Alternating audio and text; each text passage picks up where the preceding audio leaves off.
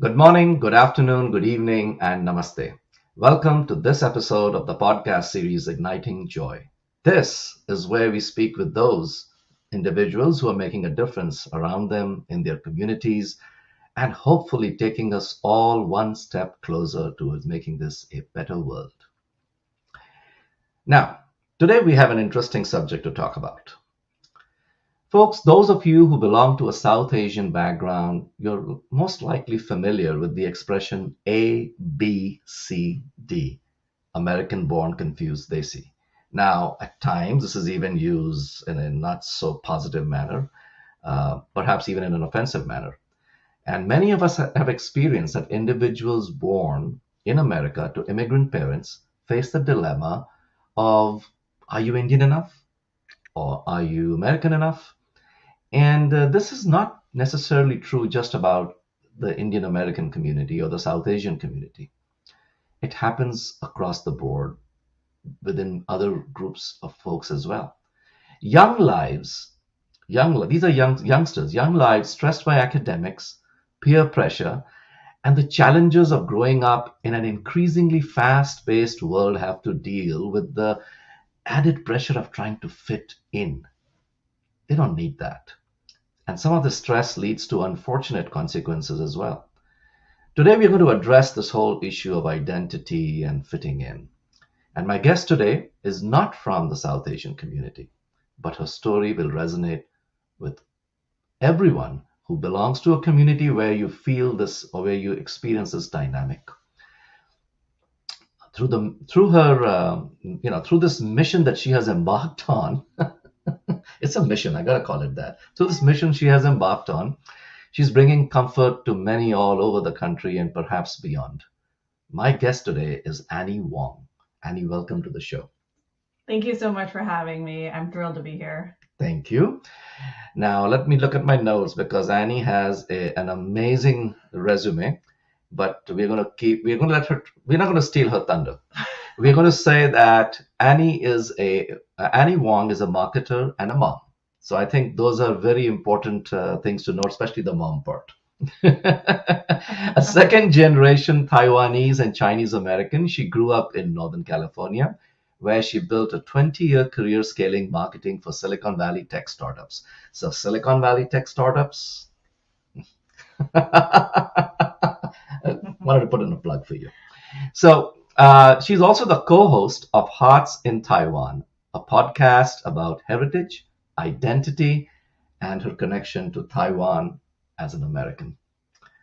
Annie, once again, welcome to the show, but let's jump right into it, right? Let's start by talking about your podcast, Hearts in Taiwan. What is it? Tell us, what do you do? What do you do on this podcast for those of us who may not know about it? Yeah, so we talk about all the different stories about what it's like to have a connection to Taiwan, and that connection can mean anything family based, ethnic based, any sort of experience based. So, helping to understand what does it mean to have a connection to Taiwan and how does that impact your identity as a whole. So, Okay. yeah. So, folks, as promised, this is going to be an interesting conversation. But how did you get here? What led to this journey? What led you to start this podcast? So that's a really great question. Actually, my cousin and I, we host it together, and we both grew up together, literally and figuratively, very close. And we're second generation Taiwanese and Chinese Americans, and we grew up in the 80s and 90s. And we recently Let's not talk about which decade, okay? Nope. Aging myself. Oops. Yes, exactly. Let's not do that. but all jest aside, continue. So, as now middle-aged women with children, I know, hard to believe, right? No. So, folks, this is an audio podcast, but someday you might see the video of this, and you will be the judge of, who's middle-aged or not. But continue. So we had really been evaluating a lot about the different facets of our identity, and our connections to Taiwan and China have never been spoken about quite clearly enough with our families, our parents. And so we decided to go on this journey ourselves together of better understanding what our family connection is to Taiwan. How is that also informed by our connections to China?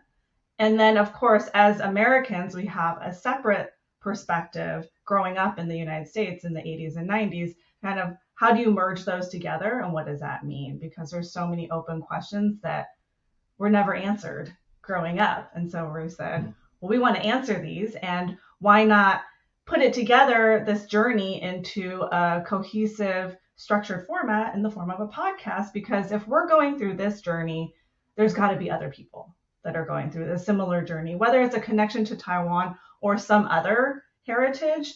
The journey is still very similar. So we thought maybe this will help other people who are in the same boat. Wow. So let's go a little deeper into this because, from time to time, at least in the news, we see that there's all this tension between China and Taiwan. We look at them as two separate entities, even though I think China, or the government of China, doesn't want to look at it that way. And there's all this other tension. So, in your story or in your background, it's not just a question of growing up here as a Chinese or Taiwanese American, but also this confusion, perhaps. I don't know. I don't want to put words where they don't apply, but in my mind, I would be confused if I were growing up and I didn't know how to sort of navigate this whole discussion about who's a Chinese person, who's a Taiwanese person, and does that affect your family in any way? So a little bit in that, sorry, that was the smoke Hold, alarm. hold, Sorry, hold, pause, hold. pause. I just want to make sure because I heard that that was the Okay. smoke detector, and it's going to get picked up by this. That's okay. So, But anyway, the good news okay. is our friends will edit out this little exchange we have about this. But you can start your answer now.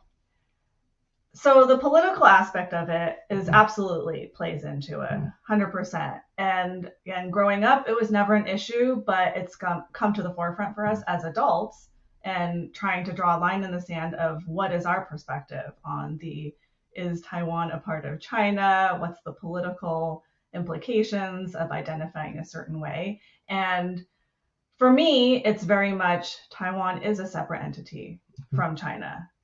But I understand that there are all different perspectives, and I never put myself in a position of I am here to dictate what should be or could be, but I have a perspective and I'm here to share that. And then I want to hear other people's perspectives as well. That's a part of this, the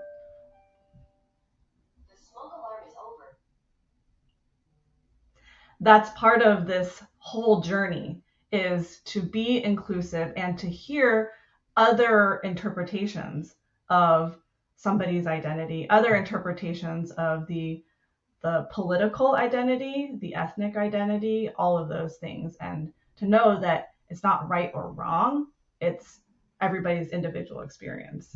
So, in your family, do you have relatives, maybe a generation or two ago, who might be in both places? So physically having resided in both places? Yeah, I mean, maybe if you have, I don't know, people related to perhaps your grandparents who might be in China and some might be in Taiwan. Did you grow up experiencing that dynamic at all?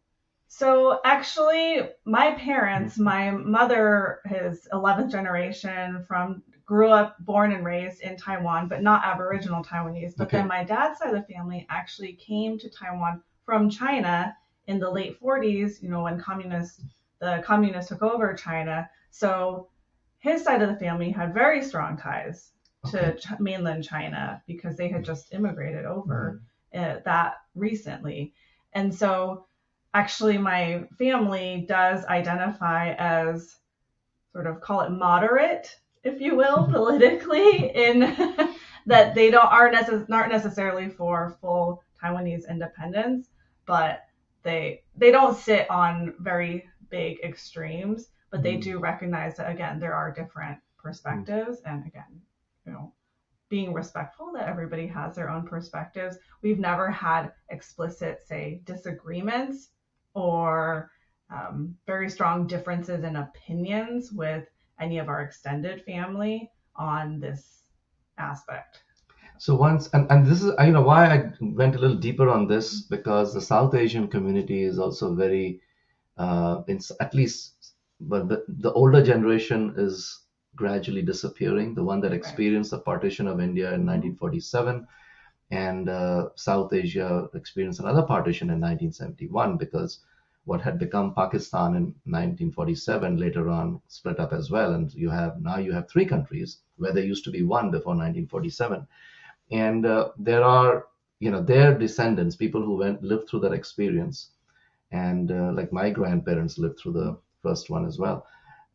It's for us, that is a historical thing, but still there are, it has its implications even today, Yes. good and bad both. And one wonders, so one has to sort of, I guess my question to you is, once you have that, you, because you understood your family background, that was sort of resolved. So now you are, as you say, Chinese American, Taiwanese American. How did that, play into your identification as an American? Because growing up, at what age did you feel like, okay, I have neighbors, I have friends in school, they're not all like me. And was there a sudden awareness, or was it like gradual? I mean, what was the dynamic there? This is something I cannot directly relate to, because I was not born here. I came as an immigrant from India, but it would be good to get someone's perspective growing up here who has had to deal with this whole thing.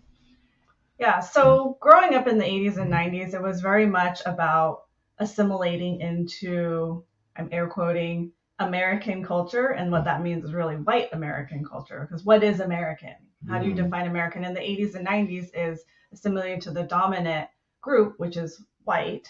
And so it was a lot about the way that I grew up, and I actually grew up with a significant amount of people in my same position where our parents are first generation immigrants from Taiwan or China, and the kids, my peers, born and raised in the US. So we all had very similar life experiences, but everything that we grew up with was more about how do you go through your day to day trying to be more like your white classmates. Mm.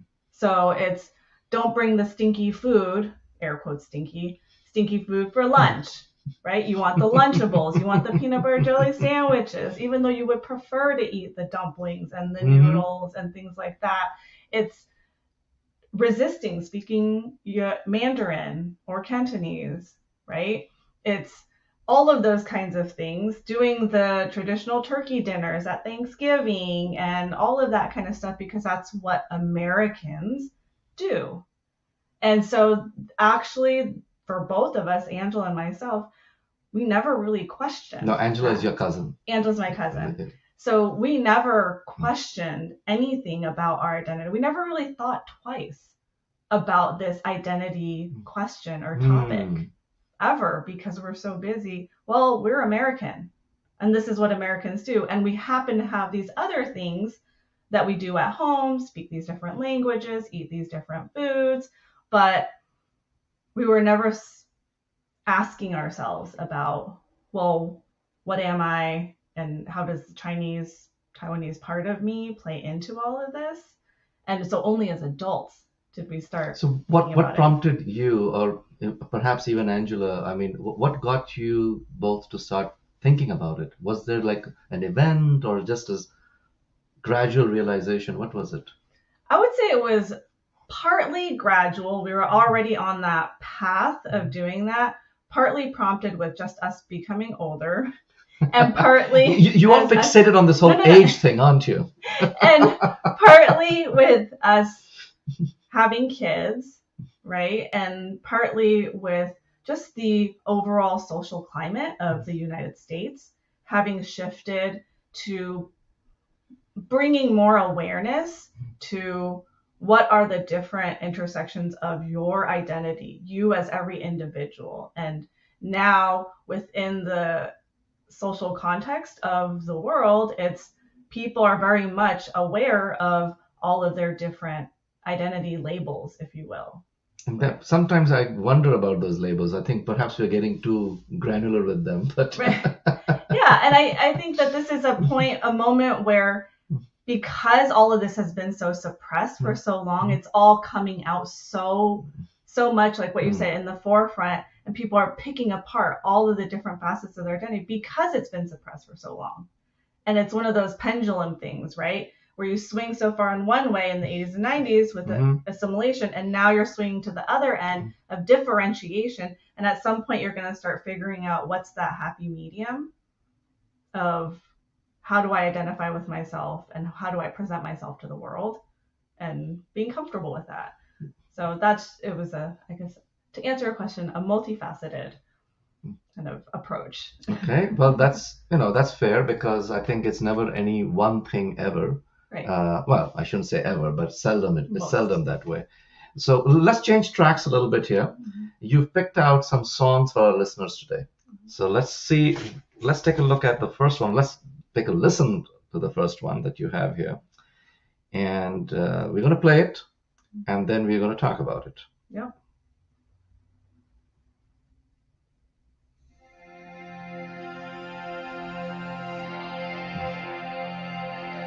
So come out, you have been waiting long enough. You're done with all the talk, with nothing on the table. It's time to come on out. There will be no sign from above. You'll only hear the knock of your own heart. So know, if you're afraid, come out. If you're awake, come out. Come out and level up.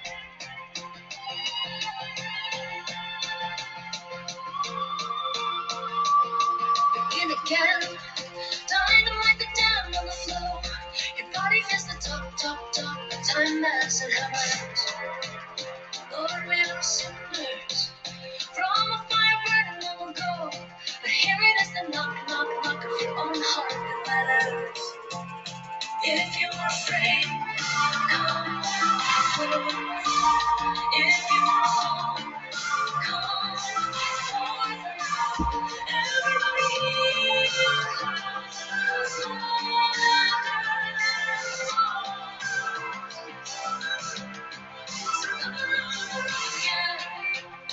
call anything you need. Call it your 2.0, your rebirth, whatever. So let's pause that there for a bit. Folks, that was Level Up by Vienna Teng from the album Ames. If you're just tuning in, we are speaking with marketer, mom, and podcaster Annie Wang. And this was the song picked out by Annie. Again, it was Level Up by Vienna Teng. And I listened to the whole song. And I hadn't, to be honest, heard it before. But it was very optimistic, I thought. And it helped bring your spirits up, so to speak. So tell us about the song. Tell us why you picked it. Why is it significant to you? So I agree with you. There's definitely a sense of optimism from this, but stemming from actually a position of almost shame and pain, right? She talks about really listening to your heart and what's inside of you, and you've been hiding something, or you've been afraid to do something, or something that is fear or shame based that's been holding back who you really are, what you really want to do. And she's basically saying, forget all that. Just forget what society was going to say about you, what your friends and family are going to say about you, what you think you should or shouldn't do. If your heart is saying you want to do this thing, do it. Now's the time to do it. There's going to be no sign. Nobody's going to tell you that it's time for you to do what you want to do. You just got to do it. And that is the only way that you are going to live a fulfilled life moving forward. And that speaks on so many levels to me. So when it comes to the podcast, we are called Hearts in Taiwan. So there's a literal piece of that. It's using your heart, listening to your heart, and where is your heart actually located, so to speak. And And then it's going through this journey of better understanding our identity through our heritage and asking those hard questions that we've always been just kind of putting to the back of our heads and not really paying attention to, because we've been taught growing up so much about you should just assimilate, don't worry about this other stuff, eat those Lunchables and those peanut butter and jelly sandwiches. But you always have this thing nagging in their back of your brain, but what about this? But what about that? And don't be ashamed to explore that journey. And that's what this podcast is putting it all out there for everybody in hopes that not only will we answer some questions for ourselves and feel more self-fulfilled, but that will help us to be better friends, better daughters, mothers, whatnot. And then also help those who are listening to us, our audience, that we've been able to inspire to also go on their journeys, for them to level up and say, listen to yourself, listen to what you want to do, and just do it. And hopefully we can help you on that journey for yourself. No, I think that's beautiful. And I can see now why this song speaks to you. Typically on this show, we play one song, or at least an excerpt from it, and then we play the full version at the end for our listeners. But today we are going to make an exception, folks. We are going to play a second song because this other song has also caught my attention, and I think it is it just kind of plays very easily into our conversation today. And I would be remiss if I didn't play that. So with your kind permission, can we play the other song as well? Absolutely.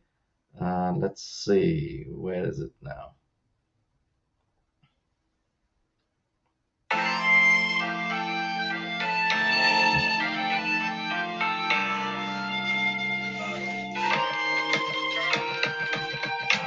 Honestly thinking we got commas, really in back pockets for carrying deep traumas. Hang tied us by our own trials, seen as outsiders, they used to redline us. Time caught us out white in the white scholars, drove it the vibe between us and the black brothers. You gotta admit it, it's dominant white college, still you ain't valid for most of them white collars. Southeast Asian dark cousins, drive down the streets, police radio buzzing. Gaslighted to thinking we made progress, still they killed Christian Hall and said nothing. Not a model, not a monolith. Hey, not a pawn for your politics. Nah, learn from Gandhi and Dr. King. If the system can bring peace, we must abolish it. Yeah. If you only knew what come out in my shoes. If you only know when I'm so different from you. I'm sick of people believing that we got privilege and we're passing this way, but that's This song, folks, is Model Minority by Alan Z, Jason Chu, along with Neela and Dante Basco. Am I saying the name right? Names right, not name rights. Sorry. It's from the album Face Value. So, folks, Model Minority by Alan Z, Jason Chu, along with Neela and Dante Basco from the album Face Value. If you're just tuning in, we are speaking with marketer, mom, and podcaster Annie Wang, and this is the second song that she has picked out for all of us today. And I was very, very taken by some of the lyrics in this song. If you only knew, I'm not going to try and sing it, Annie, because I don't think I would do, it'd be a terrible insult to the singers and to our listeners. Oh, you mean you're not going to try to start a rap career now? No, I think that ain't happening, at least not yet. So I will spare everyone the agony, and but I do want to quote some of these lyrics because they just caught my attention. If you only knew, walk a mile in my shoes. If you only knew, we are not so different from you. We are not invisible people. This song has a very different vibe compared to the previous song that we played. And it actually speaks to some, shall we say, hard truths about what some folks from minority communities face. And the song is called Model Minority. Tell us why you picked this. What's its significance? Yeah, so in the podcast, as part of our identity journey, that we know a lot of our listeners also experience is not just a Taiwanese thing, but as Asian Americans, right? Already that label tends to put all Asians in the Yes. same group, which is absolutely, I would say, inaccurate and not a good representation of the diversity that exists within what It's falls a massive continent Yeah. with a lot of variety. Exactly. So we explore we obviously want to explore topics as from the American perspective, right? Because that's where we grew up. And there have been a lot of topics and issues as it relates to Asians being labeled as this model minority, which I believe that a lot of us are very familiar with, probably your listeners and all of their groups of friends. And that adds the pressure to the pressure I was speaking about earlier, right? Because somehow there's a greater expectation that youngsters from this model minority grouping of human beings will do things that will live up to that stereotype or that expectation. Exactly. So we want to explore we've explored some of these pieces too, because nothing is in a vacuum, right? And so being able to also really understand the falsehoods that sit around this and how that has played into our upbringing and our own expectations of ourselves, right? And of the people around us, of our children, of our peers, and how do we break through that? How do we better realize all of these false narratives that have been fed to us for so long? And again, this is all a part of that identity journey. It's not just our connections to Taiwan and China. It's then bigger than that. And being able to articulate that to our listeners, to our community, and say, hey, you know what? We don't have to be really good at math. Are you good at math? Oh, no, not at all. Well, then you're already, being rebellious about it. Exactly. Right? We don't have to be good at math. We don't have to be as engineers and Are you an lawyers engineer? and doctors. No, not at all. Okay, very good. You're doing really good here. Checking all those boxes of breaking the mold, right? That's right. So and to embrace that and not just say, oh, well, these are the things I am, and that's not exactly what I should be. It's, no, this is great. There's no should. It's what you are, an individual. And this myth, this song is talking about how all of this is this myth that's been fed to us generation after generation to put us in this place of shame. Place of shame, you say? Yeah, exactly. A place of shame, because then we can't break. If you're held to this unrealistic expectation, right, that you're supposed to be, good at math, an engineer, doctor, whatever, get into some STEM. Ivy League, exactly, then you're constantly going to be so busy battling, how am I fitting in or not fitting into these expectations, to try to sit and actually make an impact on breaking these stereotypes and actually leaning into who you really are and taking positions of leadership at your job, in your community, in whatever, getting into politics. How small of a percentage do Asian Americans are Asian Americans in political positions? Yeah, that's true. Very little. Why? That doesn't fit the model minority or stereotype. Right? Okay. You're too loud. You're too obnoxious. Whatever. Who, me? No. So it just continues to perpetuate this cycle. Yeah. Also, culturally, I think across all Asian communities, I think there is this built-in, it's probably cultural from that part of the world that you have to give. You cannot be terribly self-promoting, and you cannot be that nature, Yep. And so I think when you say that it's the model minority concept includes those features as well, right? Absolutely. Which holds us back. Exactly. Yeah. I would say there's a lot of similarities in, your upbringing and my upbringing and a lot of our respective communities' upbringings where, heads down, don't talk a lot, just do what you got to do, get those A's, and if you work hard, then you will be quote unquote successful. And that everything is a meritocracy. But maybe in China, in Taiwan, it is a meritocracy because that's how those systems are built. So they come to this country, our parents come to this country with that in mind, but they don't understand that the United States is not a true meritocracy. It's not a true meritocracy. How would you define it then? I know we're going off subject Yeah. slightly, no, but it's interesting. I want to see if there's a different descriptor that would be more appropriate. I don't know that I have a specific word to describe it, but it's not that call it good or bad. It's not a meritocracy in that you can take there's no right or wrong path to success, and there's no true definition of success. You can be an artist and be successful. You can be a rapper. You can be Alan Z. No, not me. And that is a path, and that is not a path of shame.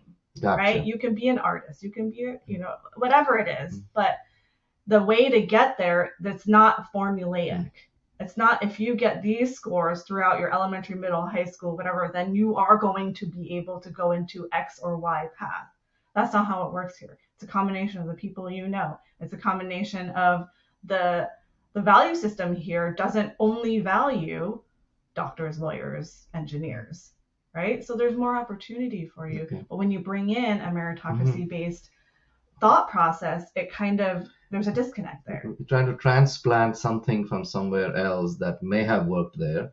Right. Though I wonder if it still does, because the world is more connected now, and I think some of these influences are global these days. So perhaps those, future generations may not quite grow up the same way that our folks did and what they tried to bring out when they came to this country. But so this is what you focus on also in your podcast. So you talk to people. Obviously, you're passionate about this. And something tells me you have done very well to sort of break down that model minority, trope, if you will. But not that, I think it is very interesting. It's an interesting term because it has this positive connotation, but it creates issues, right? And it's not that you're not a positive person, otherwise we wouldn't be here talking. I'm only talking to people who are igniting joy. So let me ask you this. In all of this work that you're doing, where you talk to people about this, or through your podcast, you reach out to them, but at what point do you feel a sense of fulfillment, perhaps? Or is that there? Is that what drives you to do this? Because once you were able to reconcile yourself to who you were, you and your cousin got comfortable with your situation, so to speak, you keep doing this. Why? Because it's exactly what you described, the fulfillment that comes from the joy of seeing the connection and the light bulbs that are going off for our community that we've built, the people that are listening to our podcast. And our audience is not just people that have connections to Taiwan or China. I've gotten a number of comments from people who, multi-generational white Americans that had very little interaction with Asian Americans growing up. I have, some actual former coworkers who are second generation Indian American that all have listened to our podcast and have had the almost identical comments around, wow, I totally resonate with and I connect with the messages and the journey that you're talking about. Even though I don't have a personal connection to Taiwan, all the things that you say very much parallel my experiences and the questions that I'm asking myself and the things I want to learn more about my heritage, whether it's, based in India or Germany or Ireland or whatnot. And so that feels really good to me because, as Vienna Tang mentioned, it's a lot of us, especially second generation Asian Americans, regardless of what part of Asia it is that our heritage is from, experience a lot of the same things. That's true. That shame, or that it's partly shame, whether you realize it's shame or not, it is a bit of shame. And putting to the back of your head, oh yeah, it's not that big of a deal. I'm too busy trying to be an American. That you're allowed to. Just us being able to give them that space to be okay with now asking those questions and exploring those things. And that keeps me going. I've talked to so many different people that I never otherwise would have, that have all these different experiences, but then also we're connected by a lot of similar experiences. Absolutely. And that's why I thought when I first heard about your podcast and we spoke about this, I thought this would be just absolutely fitting for you to be on this and talk to an audience base which is predominantly South Asian, because I think your experiences and perhaps what you're discussing on your podcast are relevant topics, relevant discussion subjects for everyone.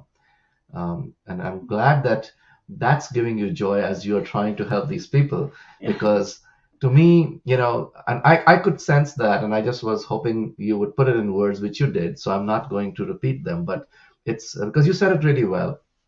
And I think that's why I think that's what we're trying to do even through this podcast series. If we can make somebody aware of something, then we discuss different topics on different episodes. But if we can get people to think about things a certain way, or if we bring about a certain kind of awareness, then it's helps someone somewhere. And that's my only hope, that somewhere someone gets some benefit from this, from the conversations I have with so many wonderful people here. And that, and if somehow I knew that, that would bring me great joy. I know it deep down that, somebody somewhere will probably, hopefully be helped by something we say here. And if they're not, at least they will be entertained by the songs. So I have two questions to ask you. Yeah. And before we let you go today, one, we are sitting here with a lot of artwork behind us. Anything you want to tell us about that? Because this is, folks who are listening to this, you can't see this right now, but someday perhaps you will see the video of our conversation here. And there is artwork behind us. And a quick word about that, because it looks good. So the majority of these were painted by my daughter a few years ago. Okay. My daughter's now 14, but this was probably around 9 years old. But some of these were, the ones on top are paint by numbers that require zero skill other than, can you match a 1 on the paint pot to a 1 on the canvas and move your paintbrush from here to there. So those were painted by me. So technically I did paint them. There you It go. requires zero skill, whereas the ones on the bottom my daughter painted are freehand. So See, I believe every person has an artist inside them, and here's your artist expressing through the paintbrush. So, but anyway, on a serious note, let me ask you this. You obviously, now we've talked about age so much, I have no choice but to ask you this age question. So what advice would Annie Wang of today be able to give the Annie Wang who's 18 years old? And because I think there's somebody out there like an Annie Wang at the age of 18 who could benefit from your life experiences and what you've gone through. gosh, Annie of 18, it cringes. I cringe thinking about the Annie of 18. But you're making me go there. And how would I No. Okay, you can her? pick a different No. age if you like. If you want to go 15, you want to go 22, I don't know. It's up to It's you. all cringy. That's okay. Oh, come on. But I would say, I'm going to for that. Folks, we've given her a pause to think. I would say, this is going to sound a little bit cliche. It's okay. I would say, really listen to your gut. Don't allow other people to define what you decide to do or say, because your instinct is pretty damn spot on. So don't second guess yourself and allow yourself to feel all your feelings. Allow yourself to do what you think will bring you joy, and the rest will come. Beautiful. No, it's simple. I mean, yes, it could be a little cliche, but it is simple and it's great. And any other insight you'd like to share with our listeners today?